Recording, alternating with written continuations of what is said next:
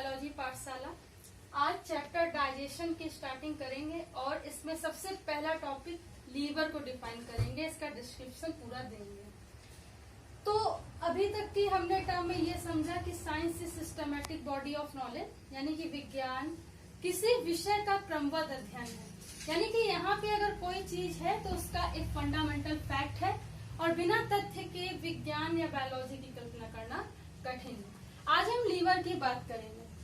देखिए, theoretical base जो होता है वो अब कोई ये पर्टिकुलर क्लास इंडिविजुअल वैसी तो चल नहीं रही है, एक कल्चरल क्लास तो है नहीं कि इसे थ्योरेटिकल में लिखाया जाए। तो इसके लिए ऑनलाइन क्लासेस के लिए फ्लो चार्ट बहुत अच्छा होता है। Flow chart is not a small syllabus of any chapter. Flow chart is the informative of any chapter or a topic. इसलिए फ्लो चार्ट को हम लोग यहाँ पे देखेंगे। तो फ्लो चार्ट कोई ऐसा नहीं होता है कि कोई इसका छोटा स्वरूप है किसी विषय का या किसी चैप्टर का कि हमने फ्लो चार्ट में वो चीज बता दी, ऐसा नहीं होता। फ्लो चार्ट में ज्यादा से ज्यादा चीजें हम लोग उसको एक साथ इंक्लूड करने की कोशिश करते हैं और यह एक ऐसा होता है जैसे कोई सीन चल रहा होता है और सीन मेरे हिसाब से दिमाग में बहुत अच्छे से बस जाते हैं। तो इसलिए हम क्लास जब लेते हैं उसमें भी ये सब जितने टॉपिक होते हैं फ्लो चार्ट के डायग्राम से बताते हैं और फिर उसी के हिसाब से थ्योरी को बच्चों को समझाते हैं, फिर लिखवाते हैं। आज कोशिश करते हैं इसकी शुरुआत करने की। देखिए, जैसे अगर लीवर है, ये लीवर है, ठीक है, जिसे हम लोग यकृत भी बोलते हैं, यकृत भी बोलते हैं। ये जो लीवर होती है शरीर की सबसे बड़ी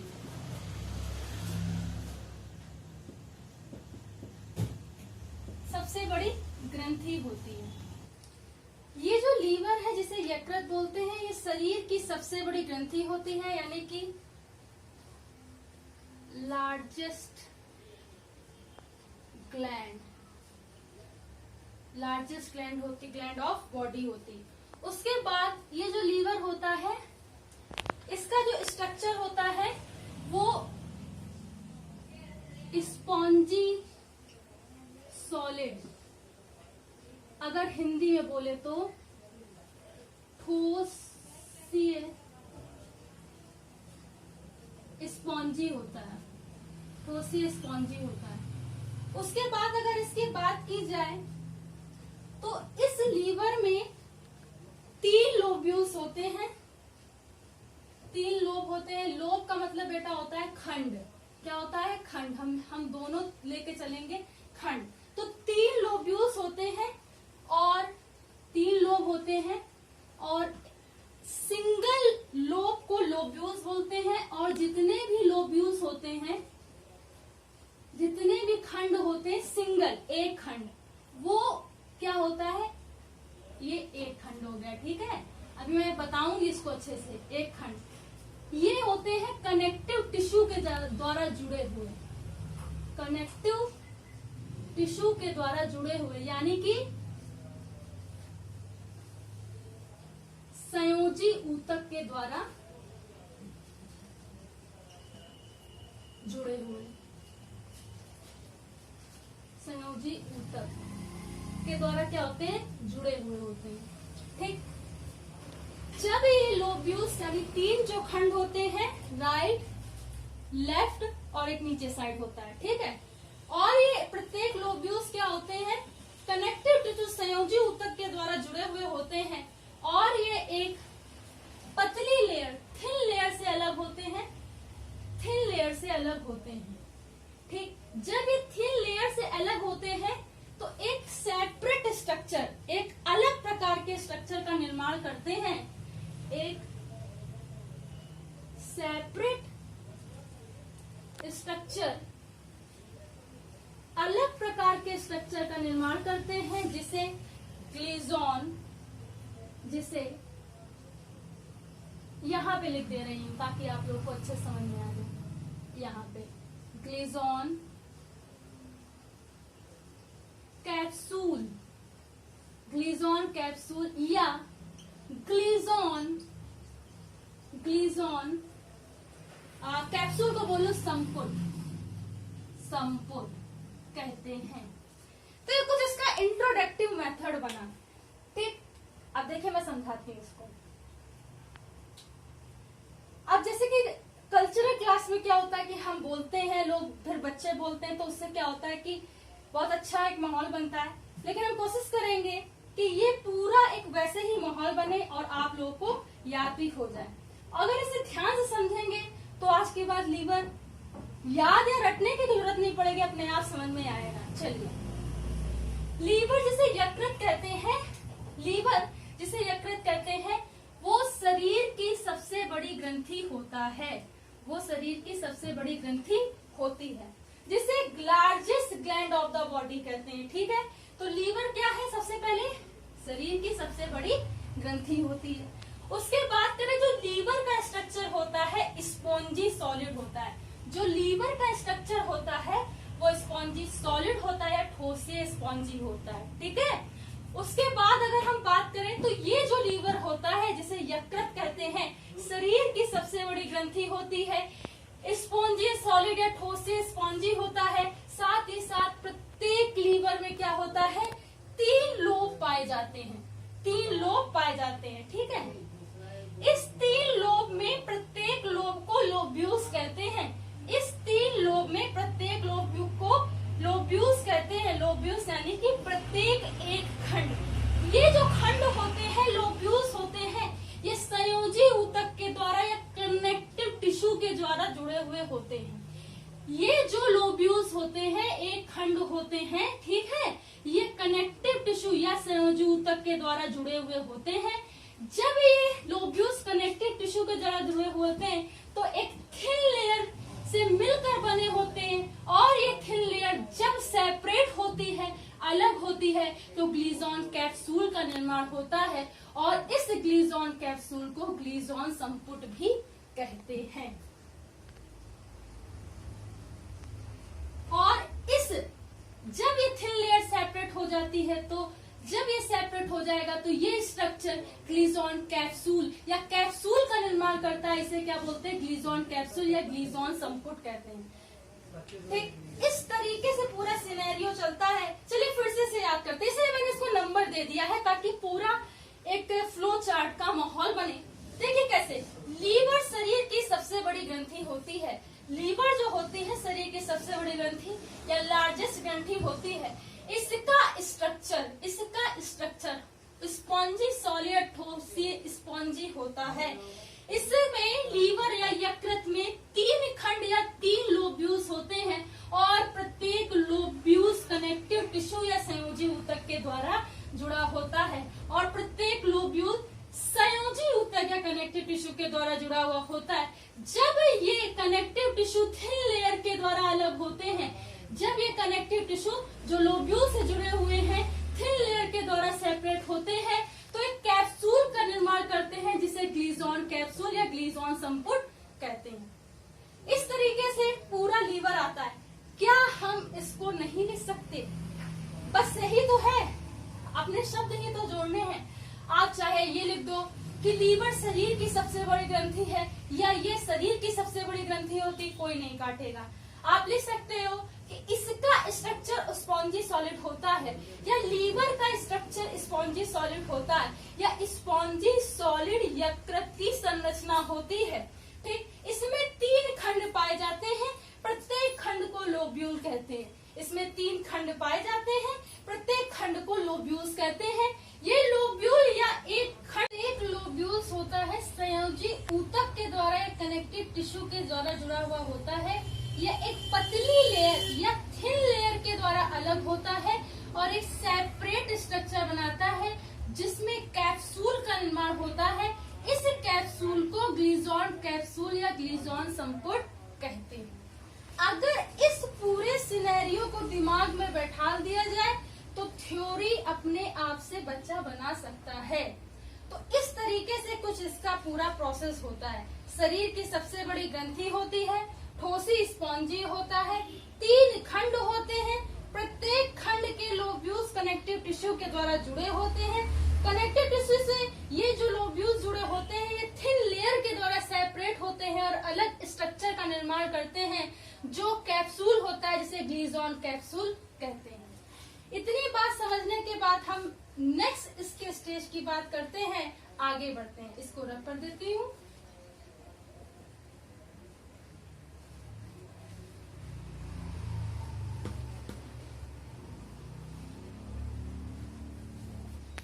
इसको भी रख कर देते हैं। अब थोड़ा सा इसके स्ट्रक्चर की बात करते हैं। सीधा लिखने के लिए मुझे थोड़ा सा टर्न लेना पड़ रहा है। स्ट्रक्चर की बात करते हैं। देखिए, अगर स्ट्रक्चर को अभी मैं समझाती हूँ। ये अगर इसको भी एक फ्लो के डायग्राम के रूप में समझेंगे, ये अगर लीवर है तो ये इसका राइट लोब्यूल्स होगा, राइट लोब्यूल्स होगा, ठीक है। और ये इसका लेफ्ट लोब्यूल होगा, ठीक है। इस लोब्यूल से लेफ्ट लोब्यूल से एक स्ट्रक्चर फॉर्म होता है जिसे बोलते हैं यहाँ पे लिख देते हैं पित्त नली या बाइल ट्यूब। और इसी लोब्यूल से एक इस तरीके का स्ट्रक्चर निकलता है जिसे बोलते हैं गॉल ब्लैडर या पित्ताशय।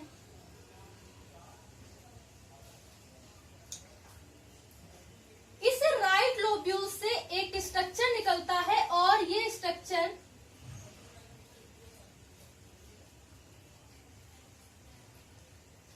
एक लीफ लाइक स्ट्रक्चर होता है, एच शेप भी होता है, ठीक है।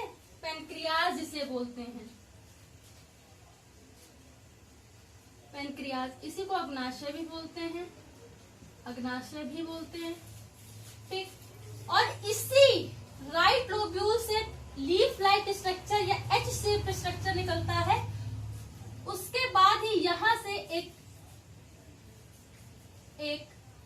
ट्यूब लाइक या एस शेप, ये एच शेप था, ये एस शेप है, ठीक।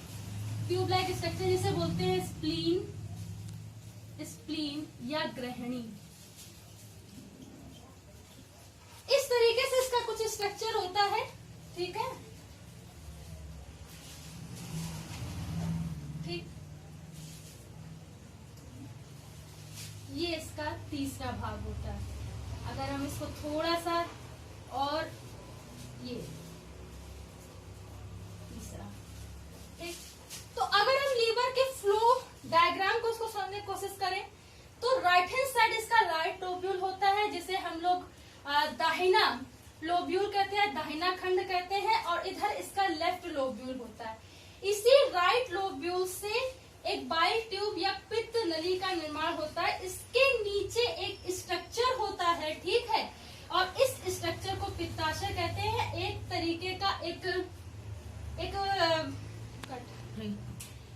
तरीके का ब्लैडर होता है जिसे गॉल ब्लैडर या पित्ताशय कहते हैं। और यहीं पर पित्त रस का क्या होता है, स्त्रावण होता है। फिर इसकी बात करें कि इसके तीसरे लोब्यूल से एक स्ट्रक्चर जो राइट लोब्यूल से जुड़ा हुआ होता है, एक लीफ लाइक स्ट्रक्चर होता है जिसे अग्नाशय या पेनक्रियाज कहते हैं। इसी तीसरे खंड के लोब्यूल से जुड़ा हुआ एक ट्यूब लाइक स्ट्रक्चर बनता है या निकलता है जिसे स्प्लीन या ग्रहणी कहते हैं। इस तरीके से इसका लीवर का स्ट्रक्चर होता है। कैसे कि राइट हैंड साइड इसका राइट लोब्यूल या राइट खंड होता है, लेफ्ट हैंड साइड इसका लेफ्ट लोब्यूल होता है, ठीक। इसी राइट लोब्यूल्स के ऊपर और इसी राइट लोब्यूल्स के साथ ही क्या होता है, एक स्ट्रक्चर होता है जिसे पित्त नली या बाइल ट्यूब कहते हैं। और इसमें ब्लैडर जैसी संरचना बनती है, इसे गॉल ब्लैडर कहते हैं। और यहीं पर पित्त रस या बाइल जूस का स्त्रावण होता है। ये इसका थर्ड लोब्यूल होता है। इसी से जुड़ा हुआ स्प्लीन होता है जो राइट लोब्यूल से सटा हुआ होता है। राइट लोब्यूल के नीचे से एक लीफ लाइक स्ट्रक्चर बनता है जिसे अग्नाशय कहते हैं, ठीक। ये इसके स्ट्रक्चर की बात होती है। अगर हम एक पॉइंट अगर यहाँ पे लिखें तो जो आपके ऑब्जेक्टिव में आता है कि जो पित्त रस होता है, यानी कि बाइल जूस होता है बेटा, बाइल जूस जो होता है ये पाचक एंजाइम नहीं होता, पाचक एंजाइम नहीं होता। ये एंजाइम नहीं है, ये पर्टिकुलर एक लीवर से, गाल ब्लैडर से निकलने वाला एक जूस है जो डाइजेशन में हेल्प करता है, लेकिन ये पाचक एंजाइम नहीं होता। इस तरीके से क्वेश्चन आते हैं, आपसे पूछा जाएगा कि पित्त रस क्या है, पाचक एंजाइम है या नहीं है। तो अगर इस तरीके से क्वेश्चन आएगा तो ये पाचक एंजाइम नहीं होता है। आपसे पूछा जाएगा कि पित्त रस का स्त्रावण कहाँ होता है, पित्त रस का सेक्रीशन या स्टोर कहाँ होता है, तो वो गाल ब्लैडर या पित्ताशय में होता है। अब इसके बाद करते हैं फंक्शन की, इसको रफ कर देते हैं।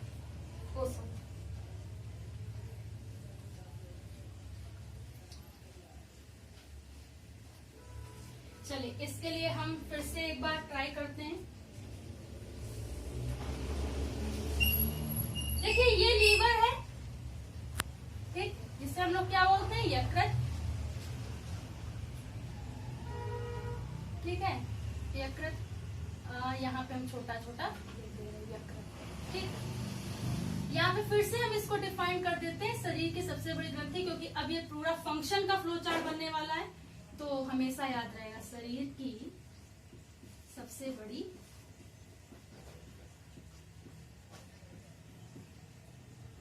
ग्रंथि, ठीक। इसको हम लोग अंडरलाइन कर लेते हैं, ठीक। फिर यहाँ पर लिखेंगे पित्त रस का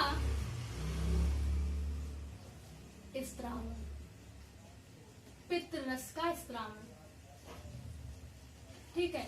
यहाँ पे हम लोग लिखेंगे विटामिन ए डी, ऐसे नहीं, फॉर्मूले से याद करो इसको, एडक, एडक, एडक, विटामिन ए डी ई का संचय या स्टोर जो होता है, यहाँ पे छोटा छोटा लिख दे रहा है, स्टोर जो होता है वो लीवर में होता है। उसके बाद अगर हम बात करें सेल में, जब कभी ग्लूकोज की मात्रा अधिक हो जाती, प्लस का मतलब अधिक हो जाती है, तो ये ग्लाइकोजन में चेंज हो जाता है, ग्लाइकोजन में चेंज हो जाता है। इस प्रोसेस को कहते हैं, इस प्रोसेस को कहते हैं, ठीक, ग्लाइकोजिनेसिस, इस प्रोसेस को कहते हैं ग्लाइकोजिनेसिस। उसके बाद अगर हम बात करें और इसकी, ठीक, यूरिया का फॉर्मेशन, यूरिया का फॉर्मेशन या मूत्र का निर्माण लीवर में होता है। उसके बाद बात करें, ये एक्सक्रीशन का भी काम करता है, एक्सक्रीशन। पहले एक्सक्रीटरी ऑर्गन की बात करेंगे। ये सबसे पहले क्या करता है, एक्सक्रीटरी ऑर्गन का काम करता है। क्यों? क्योंकि यहाँ पे यूरिया का फॉर्मेशन हो रहा है। उसके बाद ये एक्सक्रीशन का काम भी करता है। उसके बाद ब्लड क्लॉटिंग में, ब्लड क्लॉटिंग में यानी कि रक्त के थक्के जमने में, ब्लड क्लॉटिंग में ये क्या करता है, प्रोथ्रोम्बिन, प्रोथ्रोम्बिन और फाइब्रिनोजन, और फाइब्रिनोजन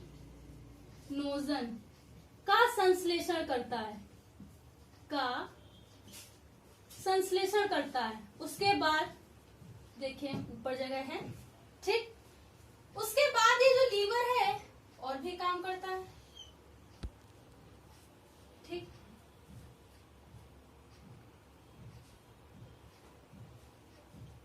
ठीक, लीवर में पाई जाने वाली, लीवर में पाई जाने वाली कुफर सेल, कुफर सेल जो होती है वो बैक्टीरिया डेड आरबीसी का फैगोसाइटोसिस करती हैं, यानी कि भक्षण करती हैं,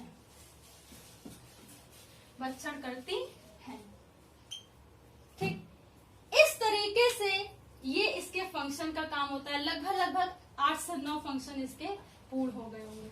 चलिए बात करते हैं धीरे धीरे समझने की। जो लीवर होती है शरीर की सबसे बड़ी ग्रंथि होती है।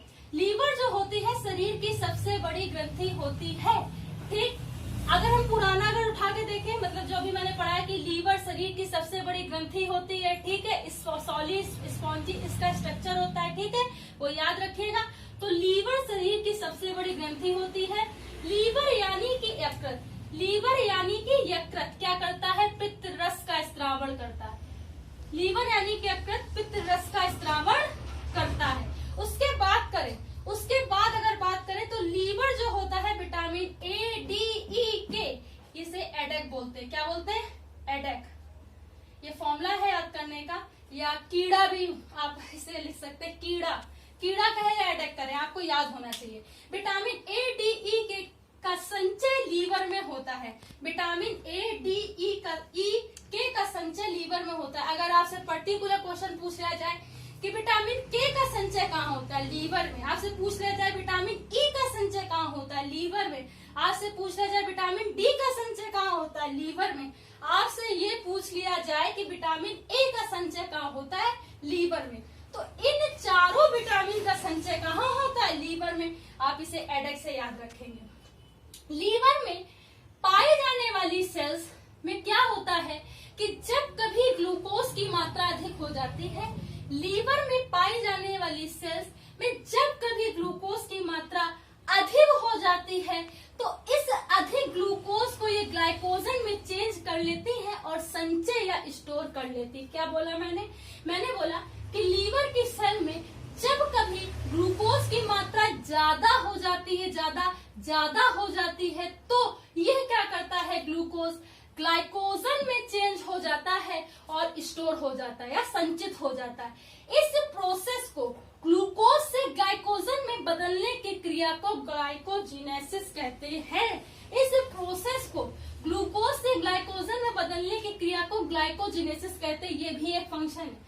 आपने देखा होगा कि जब हम सुबह रनिंग करने जाते हैं तो हम उस समय कुछ खाते नहीं है, ठीक है, और रनिंग करते रहते हैं। तो उस समय जो हमारे इतने दिनों से हम लोग जो फूड मटेरियल खा रहे हैं उससे क्या हो रहा है? ग्लूकोज ग्लाइकोजन में लीवर में संचित है, वही ग्लाइकोजन फिर से ग्लूकोज में चेंज होता है और हमें एनर्जी मिलती है। तो लीवर का क्या काम होता है? लीवर की सेल में अत्यधिक ग्लूकोज जब हो जाता है तो ये ग्लाइकोजन में चेंज हो जाता है। इस प्रोसेस को ग्लाइकोजिनेसिस कहते हैं। और जब आवश्यकता पड़ती है शरीर को तो ये ग्लाइकोजन फिर से ग्लूकोज में चेंज हो जाता है, इसे ग्लाइकोजिनोलाइसिस कहते हैं। और जब शरीर में ग्लूकोज की आवश्यकता होती है तो ये ग्लाइकोजन फिर से ग्लूकोज में चेंज हो जाता है। That process is known as to glycogenolysis. उसके बाद बात करेंगे कि ये इसका तीसरा कार्य। अब इसके बाद ये यूरिया का फॉर्मेशन करता है। अगर आपसे देखिए ये क्वेश्चन बहुत आता है। एक आपसे ये पूछा जाएगा कि शरीर की सबसे बड़ी ग्रंथि कौन सी है? दूसरा पित्त रस का स्त्रावण, ठीक। और तीसरा क्वेश्चन आपसे ये पूछा जाएगा कि यूरिया का फॉर्मेशन, मूत्र का फॉर्मेशन कहाँ होता है? तो वो भी लीवर में होता है। तो यूरिया का फॉर्मेशन भी होता है, ठीक। जब यूरिया का फॉर्मेशन होता है तो ये कैसे? ये ऐसे एक्ट करता है कि ये एक एक्सक्रीटरी ऑर्गन है, इसलिए एक्सक्रीटरी ऑर्गन की तरीके कार्य करता है। जब यहाँ पर यूरिया का फॉर्मेशन होता है, जब यूरिया का फॉर्मेशन हो जाता है तो ये लीवर जो यूरिया का फॉर्मेशन हुआ है उसे किडनी में ट्रांसफर कर देता है। तो ये एक्सक्रीटरी ऑर्गन की तरीके भी कार्य करता है। जब यूरिया का फॉर्मेशन लीवर में होता है तो ये अब यूरिया को आखिर एक्सक्रीट आउट तो करना है, तो किडनी तक पहुंचाने का काम करता है, इसलिए एक्सक्रीटरी ऑर्गन का कार्य करता है। और साथ ही साथ ये एक्सक्रीशन का कार्य भी करता है। उसके बाद ब्लड क्लॉटिंग या रक्त जमने की क्रिया को में प्रोथ्रोम्बिन, रक्त जमने की क्रिया या प्रोसेस में प्रोथ्रोम्बिन और फाइब्रिनोजन का संश्लेषण भी क्या करता है? लीवर करता है। ब्लड क्लॉटिंग की क्रिया में, रक्त जमने की क्रिया में प्रोथ्रोम्बिन और फाइब्रिनोजन का संश्लेषण भी क्या करता है, लीवर करता है। उसके बाद अगर हम बात करें, ये जो लीवर होता है, इस लीवर में एक कुफर सेल्स पाई जाती है जो लीवर में पाए जाने वाले बैक्टीरिया डेड आरबीसी का भक्षण करती है या फैगोसाइटोसिस करते हैं या उन्हें खा जाती है। तो लीवर सेल्स में, ठीक है, ये नवा पॉइंट है, लीवर सेल्स में कुफर सेल्स पाई जाती है, कफर सेल्स पाई जाती है जो बैक्टीरिया और डेड आरबीसी का भक्षण करती है। तो इस तरीके से लीवर का पूरा फंक्शन चलता है। चलिए एक बार इसको रिवीजन करा देते हैं, ठीक है। ब्रेक। देखिए, लीवर क्या होती है, शरीर की सबसे बड़ी ग्रंथि होती है। लीवर जिसे शरीर की सबसे बड़ी ग्रंथि कहते हैं, ये पित्त रस का स्त्रावण करती है, ये पित्त रस का स्त्रावण करती है। पित्त रस एक एंजाइम नहीं होता है। उसके बाद करें, लीवर में पाई जाने वाली सेल्स में जब ग्लूकोज की मात्रा अधिक हो जाती है, लीवर में पाई जाने वाली सेल्स में जब ग्लूकोज की मात्रा अधिक हो जाती है तो यह ग्लूकोज ग्लाइकोजन में चेंज हो जाता है। इस प्रोसेस को ग्लाइकोजेनेसिस कहते हैं। और ये ग्लाइकोजन तब काम आता है जब हमारे शरीर में ग्लूकोज की मात्रा की आवश्यकता होती है, तो फिर से ये ग्लाइकोजन ग्लूकोज में चेंज हो जाता है, इसे ग्लाइकोजिनोलाइसिस कहते हैं।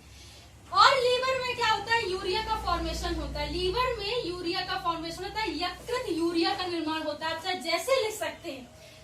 जो लीवर होता है एज ए एक्सक्रीटरी ऑर्गन या उत्सर्जी अंग का कार्य करता है। ये लीवर जो होता है एक्सक्रीशन यानी उत्सर्जन का कार्य भी करता है। ये जो लीवर होता है ब्लड क्लॉटिंग, रक्त जमने की दर में प्रोथ्रोम्बिन और फाइब्रिनोजन का संश्लेषण करता है। ये जो लीवर होता है ब्लड क्लॉटिंग में प्रोथ्रोम्बिन और फाइब्रिनोजन का संश्लेषण या सिंथेसिस करता है। ठीक, ये विटामिन ए, डी, ई, ए का संचय करता है यानी कि एडेप का संचय करता है। उसके बाद लीवर में पाई जाने वाली कुफर सेल्स जो होती है वो क्या करती है, बैक्टीरिया को और डेड आरबीसी को मारने का या फैगोसाइटोसिस का काम करती है। इस तरीके से पूरा लीवर आज मैं उम्मीद करती हूँ कि आप लोगों को समझ में आया होगा। अगली क्लास में हम पैंक्रियास के बारे में इसी तरीके से स्टडी करेंगे। अगर ये वीडियो आपको पसंद आया तो इसे लाइक करिए और ज्यादा से ज्यादा बच्चों को शेयर करिए। धन्यवाद।